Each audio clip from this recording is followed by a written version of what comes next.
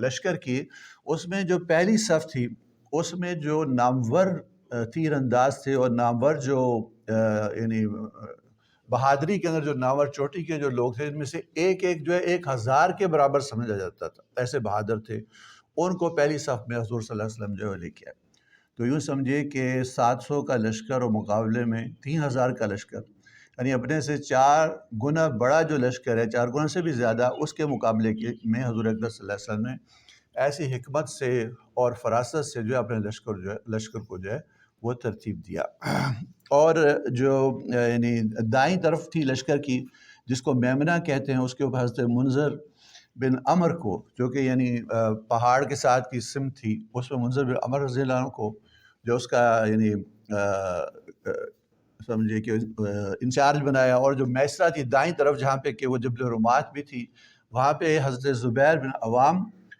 کو جو ہے یہ ذمہ داری سونپی کہ حضرت خالد بن ولید کے جو رسالہ ہے اس کا آپ نے مقابلہ کرنا ہے۔ یعنی یہ جو جبل رمات پہ لوگ کھڑے ہیں 50 تیر انداز، ان کے علاوہ اور بھی جو میسرہ کے جو اس لشکر کا حصہ تھا، جس میں حضرت زبیر بن عوام تھے اور مقداد بن اسود تھے، ان کی ذمہ داری لگائی کہ ادھر سے لوگ جو ہمارے اوپر جو حملہ نہ کریں۔ اور پھر حضور اکرم صلی اللہ علیہ وسلم نے اپنے لشکر کا حوصلہ بڑھانے کے لیے اور ان کو جہاد پہ تیار کرنے کے لیے اپنی تلوار نکالی نیام سے، اور پھر اس کو جو ہے فضا کے اندر جو ہے لہرایا، اور آپ صلی اللہ علیہ وسلم نے ارشاد فرمایا کہ تم میں کون ہے جو اس تلوار کا حق ادا کرے۔ تو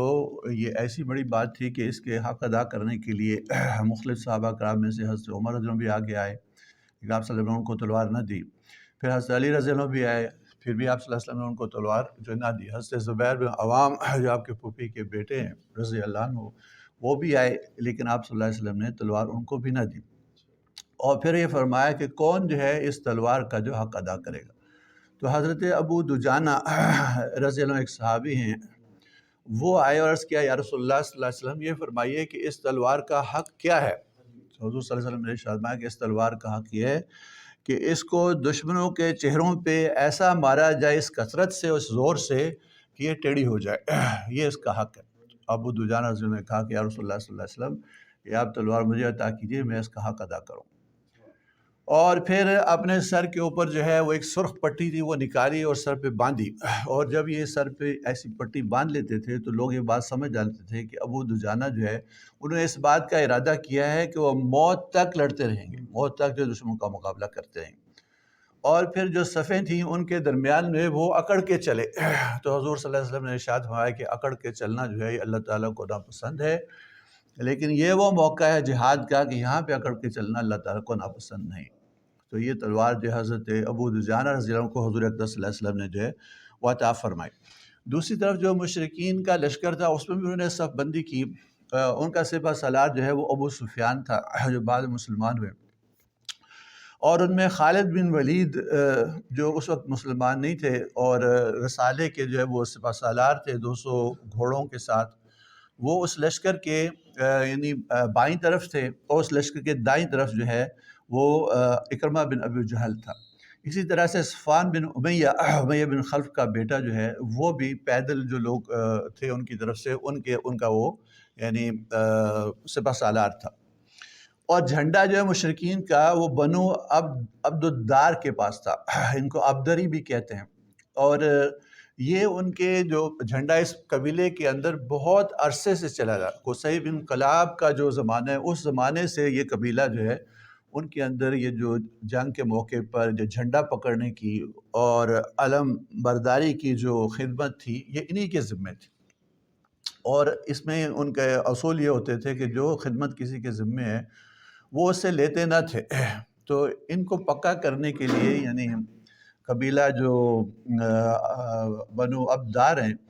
ان کو شجاعت کے اوپر ابھارنے کے لیے ابو سفیان نے سے بات کی کہ دیکھو بدر کے اندر جب ہمیں شکست ہوئی تو یہ جھنڈا تمہارے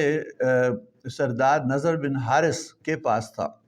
اور نضر بن حارث نے جو اس کا حق ادا نہیں کیا اور وہ جو ہے وہ مسلمانوں کی قید میں چلا گیا، جس کی وجہ سے ہمارا جھنڈا جو ہے وہ نیچا ہو گیا، گر گیا۔ اور لشکر کے لیے جھنڈا ہی سب کچھ ہوتا ہے، جب جھنڈا ہی گر جائے تو پھر لوگوں کے حوصلے جو وہ ٹوٹ جاتے ہیں۔ تو اب تم یہ بتاؤ کہ اگر یہ جھنڈا جو اسی طرح تم نے رکھنا ہے جیسا کہ نضر بن حارث نے بدر میں رکھا تھا، تو تم یہ ہمارے اور جھنڈے کے درمیان سے ہٹ جاؤ اور یہ جھنڈا ہمیں جو ہے خود جو ہے وہ سنبھالنے دو۔ اب اس کا مقصد یہ تھا کہ ان لوگوں کو جھنڈا برداری، علم برداری کا جو کام ہے اس کے لیے بہادری پہ جو ہے ابھارنا اور تیار کرنا۔ تو جو اس کا مقصد تھا وہ پورا ہوا۔ اس قبیلے کے لوگوں نے کہا کہ کل جب یعنی یہ جنگ ہوگی تو تم دیکھو گے کہ اس جھنڈے کا حق جو ہے کس طرح ادا کیا جاتا ہے۔ اور واقعی یہ قبیلہ ابدار کے جو لوگ تھے انہوں نے علم برداری کا حق ادا کیا، اور ایک ہی خاندان کے جو 10 لوگ ہیں وہ اس علم کو سنبھالتے ہوئے یکے بعد دیگرے جو ہے وہ مارے گئے مسلمانوں کے ہاتھ سے، حتیٰ کہ اس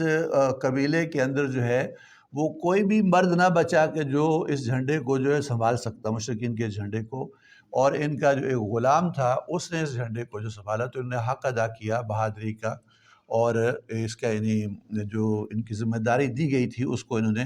بڑی خوش اسلوبی سے جو ہے وہ ادا کیا۔ اب جب لشکر آمنے سامنے آیا